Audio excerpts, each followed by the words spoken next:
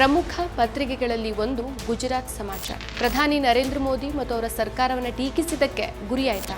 ಮತ್ತೊಂದು ಪತ್ರಿಕೆಯನ್ನ ಸಮಾಧಿ ಮಾಡಿತಾ ಮೋದಿ ಸರ್ಕಾರ?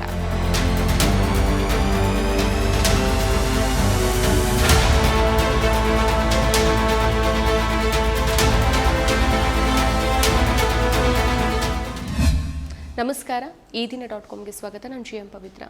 ಗುಜರಾತ್ನ ಪ್ರಮುಖ ಪತ್ರಿಕೆಗಳಲ್ಲಿ ಒಂದಾದ ಗುಜರಾತ್ ಸಮಾಚಾರನ ಮಾಲೀಕ ಬಾಹುಬಲಿ ಶಾ ಅವರನ್ನ ಜಾರಿ ನಿರ್ದೇಶನಾಲಯ ಇಡಿ ಆರ್ಥಿಕ ವಂಚನೆ ಆರೋಪದ ಮೇಲೆ ಬಂಧಿಸಿದೆ. ಪ್ರಧಾನಿ ನರೇಂದ್ರ ಮೋದಿ ಮತ್ತು ಅವರ ಸರ್ಕಾರವನ್ನು ಟೀಕಿಸಿ ತಮ್ಮ ಪತ್ರಿಕೆಯಲ್ಲಿ ಬರೆದ ಕಾರಣಕ್ಕಾಗಿಯೇ ಅವರನ್ನ ಇಡಿ ಬಂಧಿಸಿದೆ ಅಂತ ವಿಪಕ್ಷ ಕಾಂಗ್ರೆಸ್ ಆರೋಪಿಸಿದೆ. ಗುಜರಾತ್ ಸಮಾಚಾರ ತನ್ನ ನಿರ್ಭೀತ ಮತ್ತು ನಿಷ್ಪಕ್ಷಪಾತ ವರದಿಗಳಿಗೆ ಹೆಸರುವಾಸಿಯಾಗಿದೆ. ಗುಜರಾತ್ನ ಜನರ ಧ್ವನಿಯಾಗಿ ಇದು ಸರ್ಕಾರದ ಜನವಿರೋಧಿ ನೀತಿಗಳನ್ನ, ಭ್ರಷ್ಟಾಚಾರದ ಆರೋಪಗಳನ್ನ ಮತ್ತು ಆಡಳಿತದ ವೈಫಲ್ಯಗಳನ್ನ ಬೆಳಕಿಗೆ ತಂದಿದೆ. ಪ್ರಧಾನಿ ಮೋದಿ ಮತ್ತು ಅವರ ಭಾರತೀಯ ಜನತಾ ಪಕ್ಷ ಬಿಜೆಪಿ ನೇತೃತ್ವದ ಸರ್ಕಾರದ ಕೆಲವು ಕಾರ್ಯಕ್ರಮಗಳನ್ನ ಈ ಪತ್ರಿಕೆ ತೀವ್ರವಾಗಿ ಟೀಕಿಸಿದೆ. ಈ ಟೀಕೆಗಳು ಸರ್ಕಾರದ ಕೆಂಗಣಿಗೆ ಕಾರಣ ಆಯಿತು ಅಂತ ರಾಜಕೀಯ ವಿಶ್ಲೇಷಕರು ಇದೀಗ ಅಂದಾಜು ಮಾಡಿದ್ದಾರೆ. ಇನ್ನು ಆದಾಯ ತೆರಿಗೆ ಇಲಾಖೆಯು ಬಾಹುಬಲಿ ಶಾ ಅವರ ನಿವಾಸ, ಕಚೇರಿಗಳ ಮೇಲೆ ದಾಳಿ ನಡೆಸಿ ಶೋಧ ನಡೆಸಿದೆ. ಇದಾದ ಬೆನ್ನಲ್ಲೇ ಇವರನ್ನ ಇಡಿ ಬಂಧಿಸಿದೆ. ಇವರ ವಿರುದ್ಧ ಆರ್ಥಿಕ ವಂಚನೆ ಆರೋಪವನ್ನು ಹೊರಿಸಲಾಗಿದೆ. ಆದರೆ ಅವರ ಬಂಧನಕ್ಕೆ ನಿಜವಾದ ಕಾರಣ ಮತ್ತು ಮೋದಿ ಮತ್ತು ಬಿಜೆಪಿ ಸರ್ಕಾರವನ್ನು ಟೀಕಿಸಿ ಬರೆದಿದ್ದು ಅಂತ ಗುಜರಾತ್ ಕಾಂಗ್ರೆಸ್ ಅಧ್ಯಕ್ಷ, ರಾಜ್ಯಸಭಾ ಸದಸ್ಯ ಶಕ್ತಿ ಸಿನ್ಹಾ ಗೋಹಿಲ್ ತಿಳಿಸಿದ್ದಾರೆ. ಎಕ್ಸ್ನಲ್ಲಿ ಪೋಸ್ಟ್ ಮಾಡಿರುವ ಗೋಹಿಲ್ ಅವರು ಗುಜರಾತ್ ಸಮಾಚಾರ ಪತ್ರಿಕೆಯಲ್ಲಿ ಇತ್ತೀಚಿನ ಭಾರತ ಪಾಕಿಸ್ತಾನ ಸಂಘರ್ಷದ ಬಗ್ಗೆ ವರದಿ ಮಾಡಿದ್ರು. ಆ ವರದಿಯಲ್ಲಿ ಮೋದಿ ಮತ್ತು ಕೇಂದ್ರ ಸರ್ಕಾರದ ಧೋರಣೆ, ವೈಫಲ್ಯ ಬಗ್ಗೆ ಪ್ರಶ್ನೆ ಮಾಡಿ ಆ ಕಾರಣಕ್ಕಾಗಿಯೇ ಅವರನ್ನ ಗುರಿಯಾಗಿಸಿಕೊಂಡು ದಾಳಿಗಳು ನಡೆದಿದೆ. ಈಗ ಅವರನ್ನ ಬಂಧಿಸಲಾಗಿದೆ ಅಂತ ಆರೋಪಿಸಿದ್ದಾರೆ.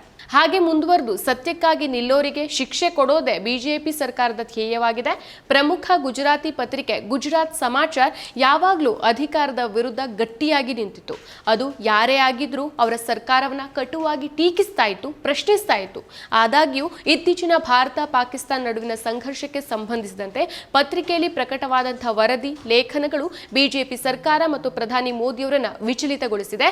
ಹೀಗಾಗಿನೇ ಬಾಹುಬಲಿ ಶಾ ಅವರ ವಿರುದ್ಧ ಬಿಜೆಪಿ ತನ್ನ ನೆಚ್ಚಿನ ಟೂಲ್ ಕಿಟ್ ಮತ್ತು ಬೇಟೆಗಾರನನ್ನ ಛೂ ಬಿಟ್ಟಿದೆ ಅಂತ ಗೋಹಿಲ್ ಹೇಳಿದ್ದಾರೆ. ಗುಜರಾತ್ ಸಮಾಚಾರ ಮತ್ತು ಅದರ ದೂರದರ್ಶನ್ ಚಾನೆಲ್ GS TV ಸೇರಿದಂತೆ ಇತರ ವ್ಯವಹಾರ ಸಂಸ್ಥೆಗಳ ಮೇಲೆ ಆದಾಯ ತೆರಿಗೆ, ಐಟಿ ಮತ್ತು ಜಾರಿ ನಿರ್ದೇಶನಾಲಯ ಇಡಿ ದಾಳಿ ಮಾಡಿದೆ. ಗುಜರಾತ್ ಸಮಾಚಾರ ಮಾಲೀಕ ಬಾಹುಬಲಿ ಶಾ ಅವರನ್ನ ಬಂಧಿಸಲಾಗಿದೆ ಅಂತ ಗೋಹಿಲ್ ಹೇಳ್ಕೊಂಡಿದ್ದಾರೆ. ಸುಮಾರು 3 ವಾರಗಳ ಹಿಂದೆ ಐಟಿ ದಾಳಿ ನಡೆದಾಗ ಬಾಹುಬಲಿ ಶಾ ಅವರ ಮನೆಯೇ ಮತ್ತು ಅವರ ಕುಟುಂಬದ ಸದಸ್ಯರಲ್ಲಿ ಒಬ್ಬರಾದ ಮಾತೃಮೂರ್ತಿ ಸ್ಮೃತಿ ಬೆನ್ ಅವರ ಮರಣದಿಂದಾಗಿ ದುಃಖದಲ್ಲಿ ಮುಳುಗಿತ್ತು. ಬಾಹುಬಲಿ ಶಾ ಅವರು ಆರೋಗ್ಯ ಸಮಸ್ಯೆಗಳಿಂದ ಬಳಲ್ತಾ ಇರುವಂತಹ ಹಿರಿಯ ನಾಗರಿಕರಾಗಿದ್ದಾರೆ. ಅವರ ಮೇಲೆ ಮೋದಿ ಸರ್ಕಾರ ದಾಳಿ ನಡೆಸ್ತಾ ಇದೆ. ಸರ್ಕಾರದ ಈ ಅತಿರೇಕವನ್ನ ನಾನು ಬಲವಾಗಿ ಖಂಡಿಸ್ತೇನೆ. ಕೆಲವು ಮಾಧ್ಯಮಗಳು ತಮ್ಮ ಕೆಲಸವನ್ನ ನಿರ್ದಯವಾಗಿ ಮುಂದುವರಿಸಿದೆ. ಪ್ರತಿಯೊಂದು ಮಾಧ್ಯಮವೂ ಗೋಧಿ ಮೀಡಿಯಾ ಅಲ್ಲ. ತಮ್ಮ ಆತ್ಮವನ್ನ ಮಾರೋಕೆ ಸಿದ್ಧವಾಗಿಲ್ಲ ಅನ್ನೋದನ್ನ ಬಿಜೆಪಿ ತಿಳಿದುಕೊಳ್ಬೇಕು. ಸರ್ಕಾರದ ತಪ್ಪುಗಳನ್ನ ಟೀಕಿಸುವ ಗುಜರಾತ್ ಸಮಾಚಾರ ಸೇರಿದಂತೆ ಎಲ್ಲಾ ಮಾಧ್ಯಮಗಳ ಜೊತೆಗೆ ನಾನು ನಿಲ್ತೇನೆ ಅಂತ ಗೋಹಿಲ್ ಪೋಸ್ಟ್ ಮಾಡಿದ್ದಾರೆ. ಇನ್ನು ಬಾಹುಬಲಿ ಶಾ ಅವರ ಬಂಧನವನ್ನ ಇಡಿ ಆರ್ಥಿಕ ವಂಚನೆಯ ಆರೋಪದ ಮೇಲೆ ನಡೆಸಿದೆ ಅಂತ ಹೇಳಲಾಗಿದೆ. ಆದರೆ ಈ ಆರೋಪಗಳ ಬಗ್ಗೆ ಸ್ಪಷ್ಟವಾದ ಮಾಹಿತಿಯನ್ನ ಇಡಿ ಇನ್ನೂ ಬಹಿರಂಗಪಡಿಸಿಲ್ಲ. ಕಳೆದ ಕೆಲ ವರ್ಷಗಳಲ್ಲಿ ಇಡಿ ಅಂತಹ ಕೇಂದ್ರೀಯ ತನಿಖಾ ಸಂಸ್ಥೆಗಳನ್ನ ವಿರೋಧಿಗಳನ್ನ ಗುರಿಯಾಗಿಸಿಕೊಂಡು ಬಳಸಲಾಗ್ತಾ ಇದೆ ಅನ್ನೋ ಆರೋಪ ಇದೆ. ಭಾರತದಲ್ಲಿ ಪತ್ರಿಕಾ ಸ್ವಾತಂತ್ರ್ಯ ಇತ್ತೀಚಿನ ವರ್ಷಗಳಲ್ಲಿ ಗಂಭೀರ ಸವಾಲುಗಳನ್ನು ಎದುರಿಸ್ತಾ ಇದೆ. ವರದಿಗಾರರ ಮೇಲಿನ ದೌರ್ಜನ್ಯ, ಮಾಧ್ಯಮ ಸಂಸ್ಥೆಗಳಿಗೆ ಕಿರುಕುಳ, ಕಾನೂನು ಕ್ರಮಗಳ ಮೂಲಕ ಟೀಕಾಕಾರರ ಧ್ವನಿಯನ್ನು ಅಡಗಿಸುವ ಪ್ರಯತ್ನಗಳು ಹೆಚ್ಚಾಗಿದೆ. ಗುಜರಾತ್ ಸಮಾಚಾರ ಮೇಲಿನ ಈ ಇತ್ತೀಚಿನ ಕ್ರಮ ಈ ಧೋರಣೆಯ ಒಂದು ಭಾಗ ಅಂತ ಭಾವಿಸಲಾಗ್ತಾ ಇದೆ. ಇಂತಹ ಕ್ರಮಗಳು ಜನರ ಮಾಹಿತಿ ಪಡೆಯುವ ಹಕ್ಕನ್ನ ಕಸಿದುಕೊಳ್ಳೋದ್ರ ಜೊತೆಗೆ ಜನಾಭಿಪ್ರಾಯವನ್ನ ರೂಪಿಸುವಲ್ಲಿ ಮಾಧ್ಯಮಗಳ ಪಾತ್ರವನ್ನ ದುರ್ಬಲಗೊಳಿಸುತ್ತೆ.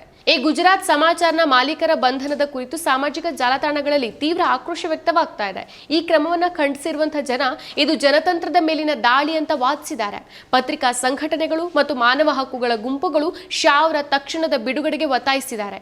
ಈ ಘಟನೆ ಭಾರತದಲ್ಲಿ ಪತ್ರಿಕಾ ಸ್ವಾತಂತ್ರ್ಯದ ಭವಿಷ್ಯದ ಬಗ್ಗೆ ಗಂಭೀರ ಪ್ರಶ್ನೆಗಳನ್ನು ಎತ್ತಿದೆ.